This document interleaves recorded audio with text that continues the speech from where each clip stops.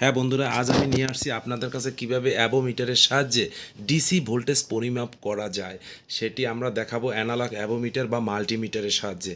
এই DC voltage পরিমাপ করা যায় এবং আমাদের বিভিন্ন রকমের ইলেকট্রনিক সার্কিট আছে, সেই ইলেকট্রনিক সার্কিটেও আমরা যে ডিসি ভোল্টেজ থাকে সেই ডিসি ভোল্টেজ পরিমাপ করা যায়। যদি কোনো বন্ধুরা এখনও আমার চ্যানেলটি সাবস্ক্রাইব করে না থাকেন তাহলে অবশ্যই চ্যানেলটি সাবস্ক্রাইব করুন, পাশে থাকা বেল আইকনে ক্লিক করুন এবং বেশি বেশি লাইক, কমেন্টস এবং শেয়ার করুন।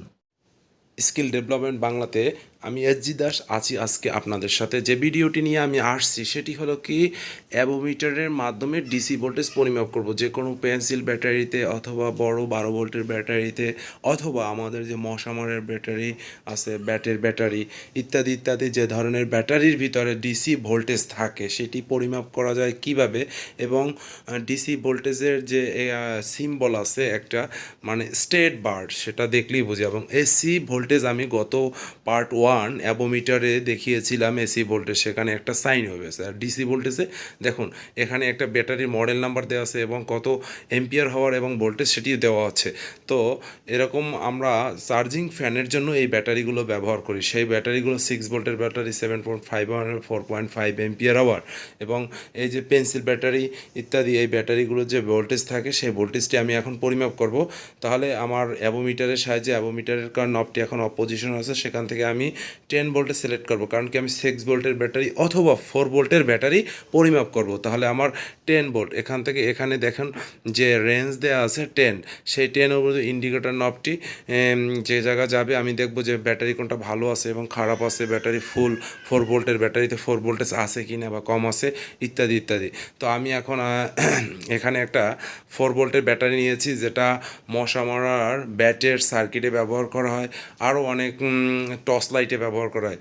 তো এখানে আমি পজিটিভ এবং নেগেটিভ দুটি প্রোব আছে এবং ব্যাটারিতে পজিটিভ নেগেটিভ আছে। হ্যাঁ, এখানে 4 ভোল্ট দেখাচ্ছে বন্ধুরা, তার মানে ব্যাটারিটা সম্পূর্ণ ভোল্টেজই শো করতেছে এবং ব্যাটারিটা ভালো আছে।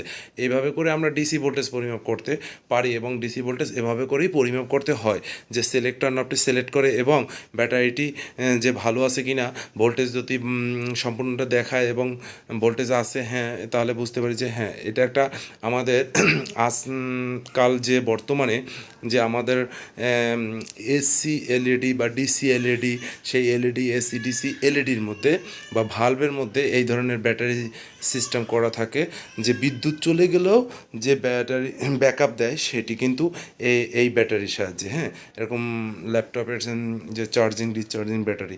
সো আমি বলতে চাই এই ব্যাটারিটায় কত ভোল্টেজ আছে আমি এখন দেখে নেব, মিটারের সাহায্যে আপনাদেরকে দেখাবো।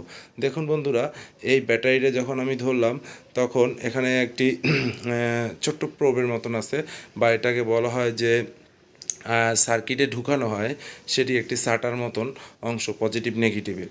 তো আমি যদি এটাকে নিচে রেখে সুন্দরভাবে পজিটিভ এবং নেগেটিভ প্রোব ধরি, হ্যাঁ এটিতেও 4 ভোল্টেজ আছে এবং 4 ভোল্ট দেখাচ্ছে। মিটারের ইন্ডিকেটর নবটি থেকে আমি দেখতে পাচ্ছি যে হ্যাঁ এটাতে 4 ভোল্ট সম্পূর্ণটাই আছে। তাহলে আমরা এই দুইটা ব্যাটারি কিন্তু অলরেডি কিভাবে ডিসি ভোল্টেজ পরিমাপ করতে হয়, কত রেঞ্জে রেখে, সিলেক্টর রেঞ্জ কততে রাখবো কিভাবে। একটি ওয়ালটন ব্যাটারি আছে, এই ব্যাটারিটি কিন্তু 6 ভোল্ট 4.5 এম্পিয়ার হওয়ার, মানে 4.5 ঘন্টার মতন করে আমাদের ব্যাকআপ দেবে, চার্জিং ফ্যানে ব্যবহার করা হয়। আমি এগুলো আপনাদের সামনে নিয়ে আসবো আস্তে এবং ধীরে, আমাকে সুযোগ দিতে হবে, আমি আপনাদেরকে দেখাচ্ছি। দেখুন বন্ধুরা, এই ব্যাটারিটায় ড্যামেজ হয়ে গেছে, তেমন ভোল্টেজ দেখাচ্ছে না। আমি ট্রাই করে দেখালাম আপনাদেরকে। এই এখানে 6 ভোল্ট থাকার কথা, তাহলে 3 পয়েন্ট সামথিং ভোল্টেজ আছে, 4 ভোল্টের কাছাকাছি। তার মানে ব্যাটারিটি বাদ, বা আমরা বলতে পারি এই ব্যাটারিটা আবার পুনরায় চার্জ উঠানোর যে কৌশল আছে কি, সেটি আমি ভিডিও নিয়ে আসবো আপনাদের কাছে। তো আমি যেটা আজকে বলতে চাই সেটা হচ্ছে যে শুধু ডিসি ভোল্টেজ পরিমাপ করা যায়, সেটা বিভিন্ন রকম ব্যাটারি আপনার সামনে রেখেছি এবং সেটি আমি প্র্যাকটিক্যালি আপনাদেরকে দেখাচ্ছি যে কীভাবে করে ভোল্টেজ পরিমাপ করতে হয়।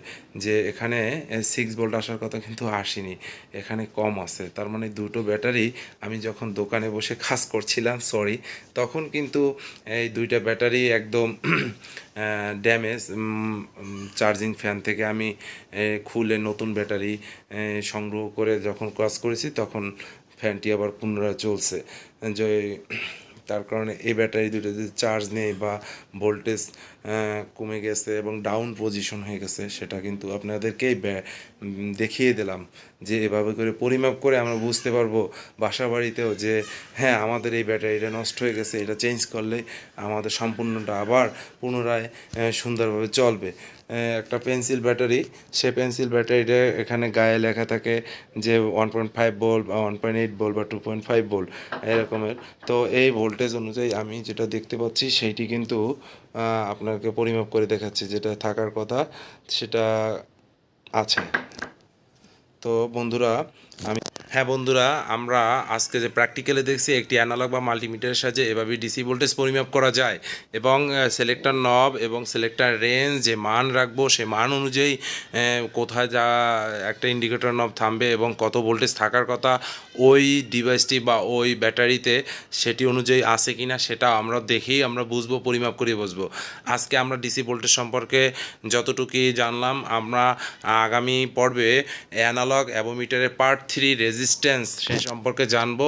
সবাই ভালো থাকুন, সুস্থ থাকুন।